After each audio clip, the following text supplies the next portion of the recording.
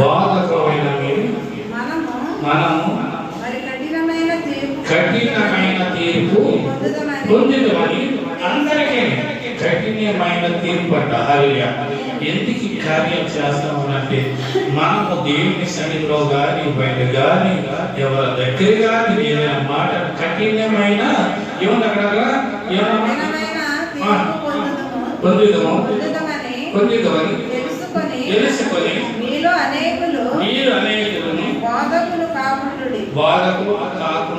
హల్లెలూయా. ఎందుకు చెప్తున్నానంటే మనము బాధకం అంటే ఎదగవాని గురించి మనం శ్వాస సంబంధమైన ప్రార్థన చేయాలి. ఇక్కడ యాకోబు పత్రిక 1:5 మీలో ఎవరికైనా జ్ఞానము పొందుకున్నప్పుడు ఎవరిని అడగాలి?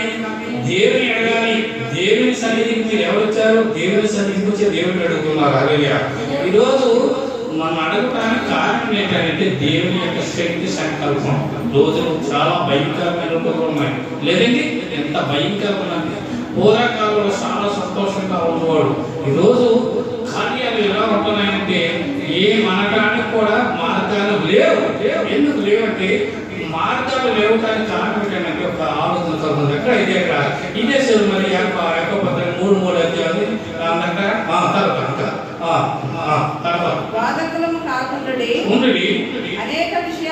అనేక విషయములో అందరము తప్పు చదువుతున్నాం. హల్లెలూయా. ఈరోజు అందరి చదువుతున్నాం. దేవుడు ఆలోచన కలిగి ఉంటున్నా కానీ దేవుని యొక్క శక్తిని మానేసి కాబట్టి వినకోకుండా వేరుగా మార్గాలను అడుగుతున్నాం. హల్లెలూయా. క్రైస్తవంలో కనుక మనం ఉండాలి, దేవుని బిడ్డగా ఉండాలి, దేవుని యొక్క ఆలోచన కలిగి ఉండాలి, నమ్మకంగా ఉండాలి. ఈరోజు లేవడానికి కారణం ఏంటి?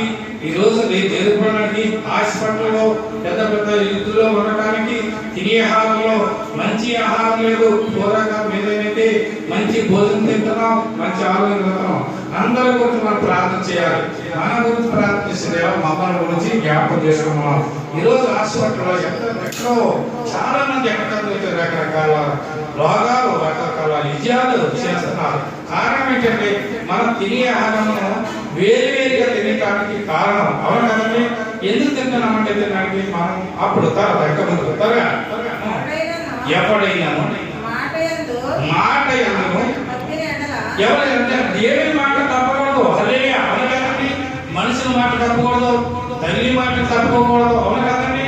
ఏ మాట అయినా యజమానుడి మాట తప్పుకోకూడదు, భార్య మాట యజమానుడు తప్పుకోకూడదు. అవును కదండి. ఒకరొకరు కలిస్తేనేది ఏమవుతుంది? సంతోషంగా అంటాం. అవును కదండి. ఓ పూట అన్నమాట, పూట లేకుండా కానీ అందరు కలిసి ఉంటే ఎంత సంతోషం ఉంటామో. లోపడుకుందాంలే, లోపు చేసుకుందాంలే అని ఉంటుంది.